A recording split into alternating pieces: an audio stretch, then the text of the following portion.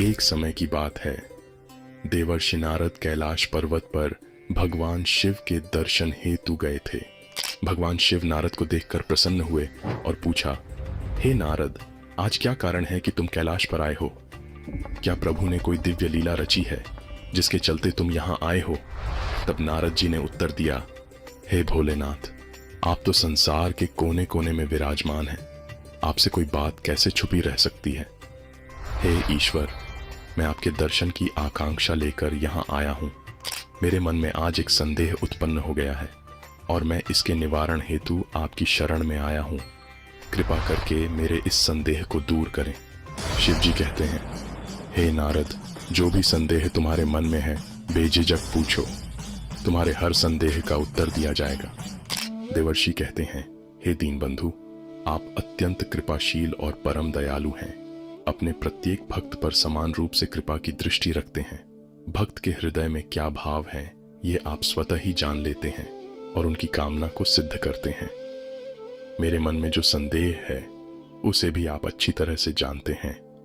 फिर भगवान शिव कहते हैं, हे नारद, तुम्हारे मन में जो सवाल है मैं उसे निश्चित रूप से जानता हूं, इसीलिए अब पूछने में हिचकिचाहट न करो।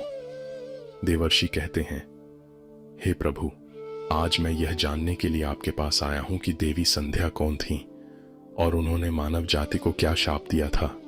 आज मैं देवी संध्या की महिमा सुनने के लिए ही आया हूं। भगवान शिव ने कहा, हे नारद, आज तुमने बहुत ही श्रेष्ठ प्रश्न पूछा है। इस प्रश्न में सारी मानवता के लाभ की बात है। आज मैं तुम्हें देवी संध्या के जन्म की कथा सुनाऊंगा। इस कथा से तुम्हारे सभी प्रश्नों के उत्तर मिल जाएंगे। इसलिए देवी संध्या के इस प्राचीन कथा को ध्यान से सुनो। केवल इसके श्रवण मात्र से ही करोड़ों पाप क्षण भर में नष्ट हो जाते हैं।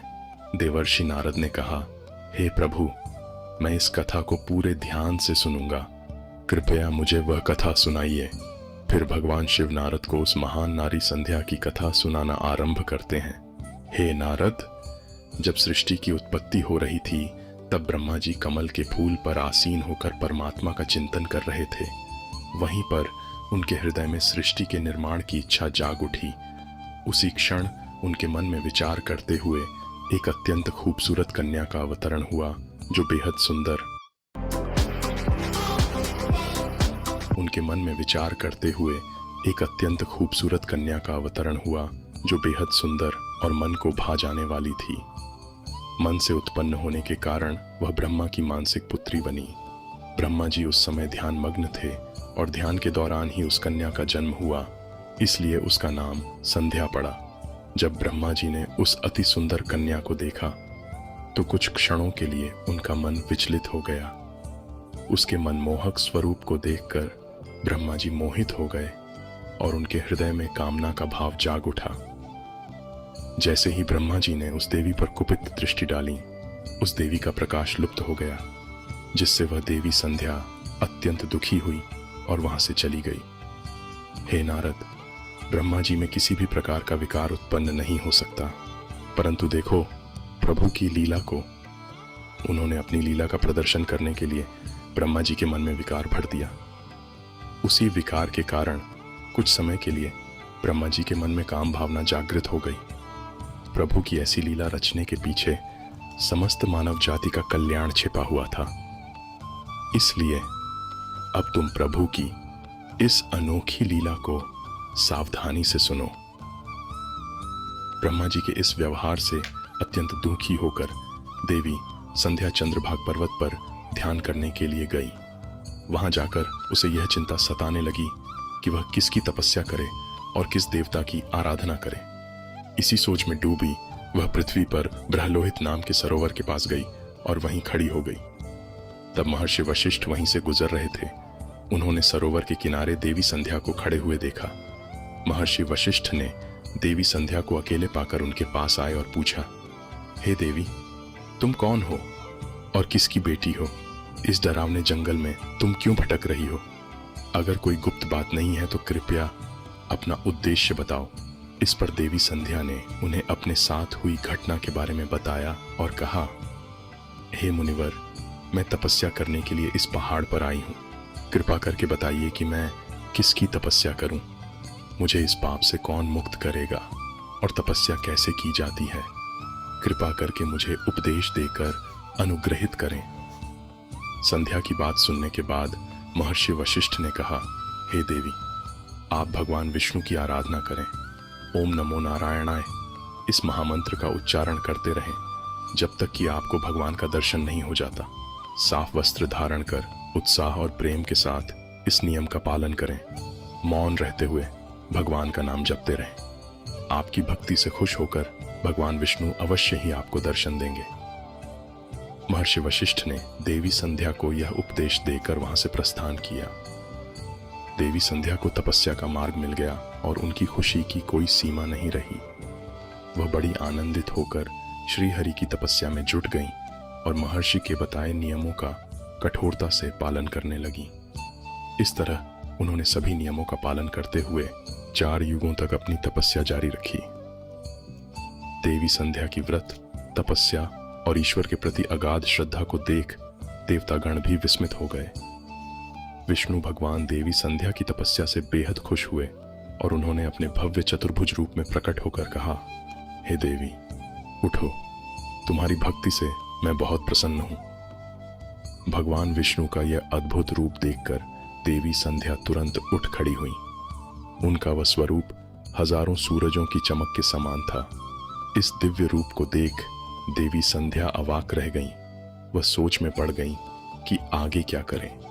उनके हृदय में भगवान की स्तुति की इच्छा जागी, लेकिन वह भगवान के उस रूप को देख मौन हो गईं।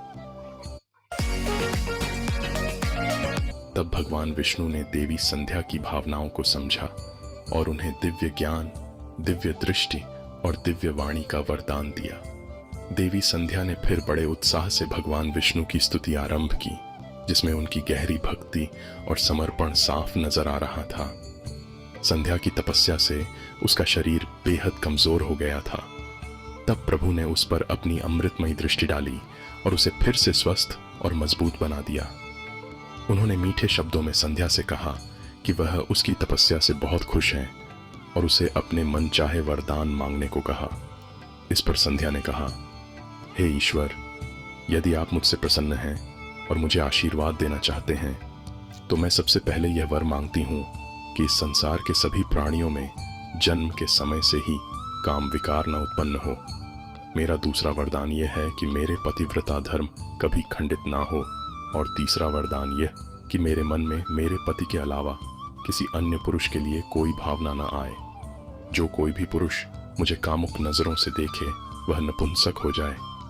इसके बाद भगवान विष्णु ने उसे वरदान दिया।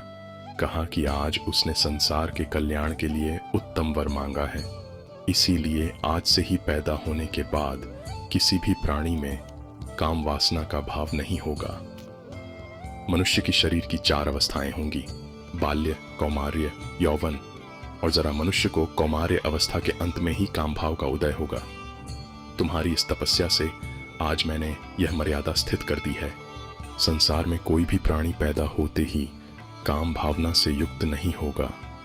तुम्हारे सतीत्व की प्रशंसा तीनों लोकों में होगी, और तुम्हारे पति के अलावा जो भी पुरुष तुम्हें काम की दृष्टि से देखेगा वह तुरंत ही नपुंसक हो जाएगा। तुम्हारे पति बड़े भाग्यवान, तपस्वी, सुंदर तथा तुम्हारे साथ साथ कल्पों तक जीवित रहने वाले होंगे।